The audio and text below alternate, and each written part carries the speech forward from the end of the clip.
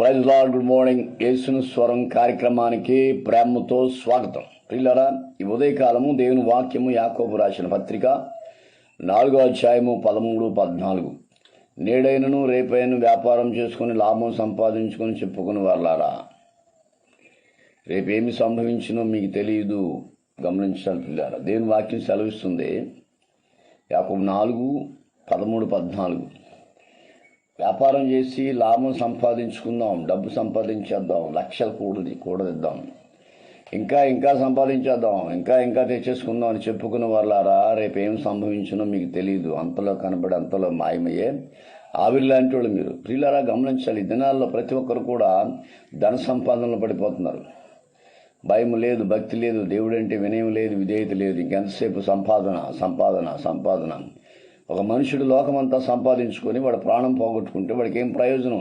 చాలామంది చేసే పొరపాటు ఈ దినాలు ఏంటంటే డబ్బు సంపాదన, ఇంకా సంపాదించాలి, ఇంకా తెచ్చుకోవాలి. ఏ వస్తువుకైనా గ్యారెంటీ ఉంది, కానీ మానవుని ప్రాణానికి గ్యారెంటీ లేదు. వాడు ఎప్పుడు చచ్చిపోతాడో వాడికి తెలియదు, మనం ఎప్పుడు చనిపోతాం మనకు తెలియదు.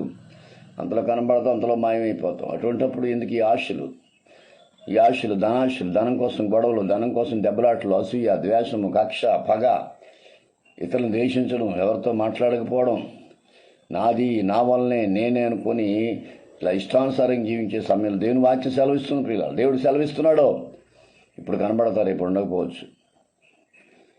వ్యాపారం సంపాదించి రేపైనా వ్యాపారం చేసి లాభం సంపాదించుకుని వాళ్ళారా, రేపేం సంభవించినో మీకు తెలియదు. అంతలో కనబడి మనం తెలిసి చాలామంది చూస్తుంటాం, కోట్లు సంపాదించి టక్కన మాయమైపోతున్నారు.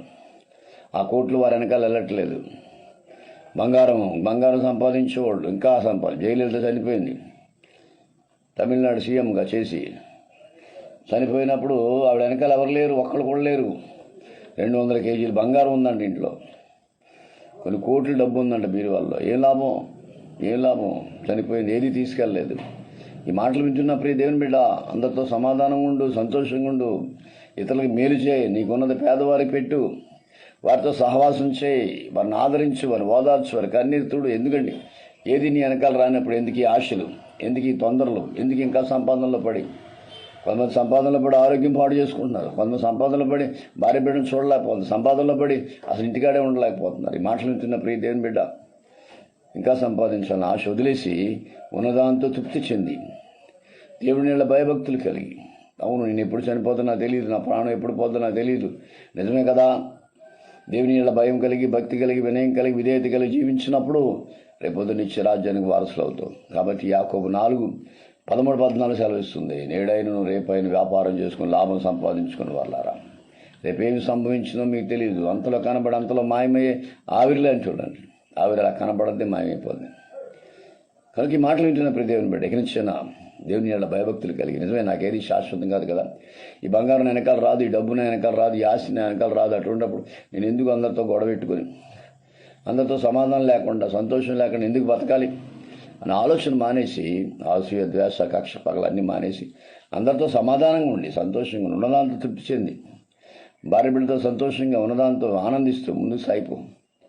ఇవన్నీ వదిలేస్తే లోకం దాని ఆశ గతించునని బైబిల్ చెప్తుంది. ఏదో ఒకరోజు ఏమైపోతాం మనకు తెలియదు. బతికినంత కాలమే అందరితో సంతోషంగా ఉంటూ ముందుకు సాగిపోదాం. పెద్ద నాయకులు, పెద్ద డబ్బున్నోళ్ళు, కోటీశ్వరులు లోకాన్ని సడన్గా విడిచి వెళ్ళిపోయారు. ఏమీ తీసుకెళ్ళలేదు, వాళ్ళ వెనకాల ఏమీ తీసుకెళ్ళం కూడా. ద గ్రేట్ అలెగ్జాండర్ చక్రవర్తి చనిపోయేటప్పుడు పెట్టినప్పుడు అటు ఇటు కన్నాలు పెట్టమన్నాడు. ఎందుకంటే 2 చేతులు బయట పెట్టమన్నాడు. మోసుకెళ్ళేటప్పుడు 2 చేతులు ఏమీ లేదు, సమాధి పెట్టలో 2 చేతులు బయటకెట్టి మోసుకెళ్ళినప్పుడు చెప్పాడు, ఎందుకంటే అలా చేస్తున్నారంటే నేను ఎంత కోట్లు సంపాదించినా చనిపోయేటప్పుడు ఏమీ తీసుకెళ్ళట్లేదు, నా వెనకాలేది రాదు. గమనించాలి పిల్లలు. కాబట్టి ఇక్కడి నుంచైనా దేవుని ఎలా భయభక్తులు కలిగి ఉన్నదాంతో తృప్తి చెందుతూ ముందుకు సాగిపోవడానికి పరిశుద్ధాత్మ దేవుడు మన సహాయం చేయండి. ఆమె గాడ్ బ్లెస్ యు. మీ సహోదరుడు పాస్టర్ రమేష్ కుమార్, రాజమండ్రి. 9849864904. దేవుడు మీరు సమృద్ధిగా దీవించును గాక. యేసు స్వరం కార్యక్రమం షేర్ చేయండి, లైక్ చేయండి, యూట్యూబ్లోనైతే సబ్స్క్రైబ్ చేయండి.